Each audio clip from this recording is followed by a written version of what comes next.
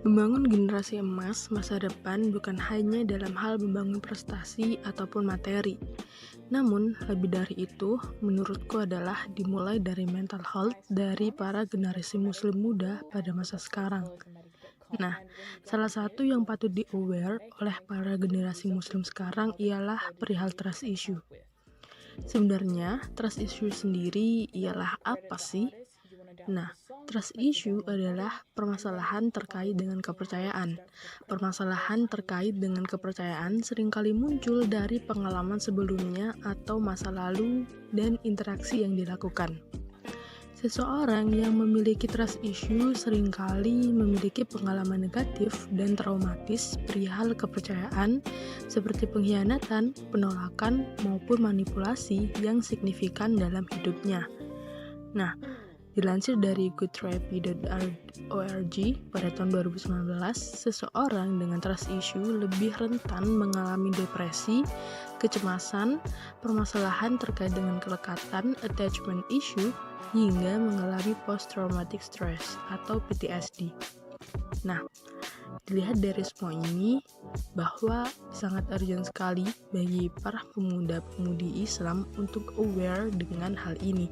Namun, jika dilihat lagi, satu istilah yang ada dalam Islam yang sebenarnya memang dilarang untuk dilakukan oleh seorang muslim, yakni yang agak nyerempet nih dengan hal-hal atau prinsip dari trust issue sendiri, yakni suudzon.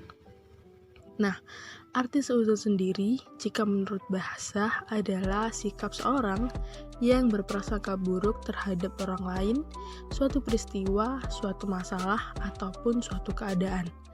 Menurutku, sebenarnya salah satu hal yang memicu seseorang terkena trust issue adalah ia telah melakukan hal ini dalam hidupnya. Ia sudah bersuudzon terhadap tindakan seseorang, atau lebih parah dari ini mungkin saja dia sudah bersuudzon terhadap kehendak Allah. Ia terlalu berprasangka bahwa hal atau seseorang akan seburuk pengalamannya di masa lalu. Memang tidak dapat menyalahkan seseorang atas tindakan yang dilakukan. Namun, ada satu istilah filsafat yang mengajarkan akan menganggap sederhana akan semua hal yang terjadi dalam hidup, yakni prinsip stoikisme. Prinsip stoikisme sendiri secara umum yakni merupakan sebuah filosofi yang berkaitan dengan kebahagiaan hidup dan bagaimana menghindari pikiran-pikiran stres dan jenuh. Orang-orang stoikisme ini beranggapan bahwa menghadapi segala sesuatu itu dengan sewajarnya saja, marah secukupnya, bahagia secukupnya, mencintai pun dengan secukupnya. Jadi, para stoikisme ini mengungkapkan bahwa kebijakan atau kebijaksanaan merupakan sebuah kebahagiaan dan penilaian yang harus didasarkan pada perilaku, bukan kata-kata. Sebenarnya, jika dilihat dari prinsip stoikisme ini, prinsip-prinsip dalam Islam juga ada yang sebenarnya mirip dengan konsep ini, yakni beriman kepada qada dan qadar. Nah, iman kepada qada dan qadar sendiri berarti percaya serta meyakini sepenuh hati bahwa Allah SWT memiliki kehendak, ketetapan, keputusan atas semua makhluknya. Sebenarnya, dengan mengimani qada dan qadar juga dapat memperkecil kita terkena yang namanya trust issue tadi. Konsep mengimani qada dan qadar berarti kita percaya akan konsep sebab dan akibat. Pasti ada penyebab mengapa Allah memberikan keadaan seperti ini kepada kita, dan pasti akan ada akibat dari keadaan yang telah diberikan oleh Allah kepada kita, yang insya Allah jika kita tetap berpegang teguh pada keimanan, maka akibat baiklah yang akan kita terima nantinya. Ada beberapa hikmah mengimani qada dan qadar.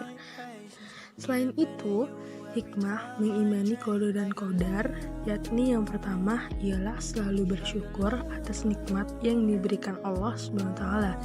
Sebab percaya bahwa takdir Allah merupakan ketetapan yang terbaik bagi seluruh makhluknya. Yang kedua, selalu merendah hati bahwa segala sesuatu yang terjadi itu semua berkat kehendak Allah. Dan yang ketiga ialah selalu berjiwa optimis dan tidak putus asa saat merasakan kegagalan. Mungkin Allah akan menggantinya dengan cara yang lebih baik. Dan yang keempat, yakni membiasakan diri untuk bersikap sabar dan tawakal kepada Allah SWT. Bahwa dengan mengimani qada dan qadar, insya Allah akan menjadikan kita seorang muslim yang tidak gampang suudzon terhadap segala sesuatu yang terjadi dan berdampak pada mental health kita, seperti terkena trust issue. Karena kita kebanyakan gak percaya dan cenderung seuzon terhadap orang, dan lebih parahnya nih, seuzon terhadap ketetapan Allah pada kehidupan kita. Kita dapat mencoba untuk berpikiran terbuka lagi akan segala hal. Memang sulit, namun bisa kita atasi, karena jika Allah sudah memberikan sesuatu keadaan pada kita, itu berarti Allah tahu bahwa kita mampu untuk menghadapinya. Filsuf Zeno berkata, manusia menaklukkan dunia dengan menaklukkan dirinya sendiri.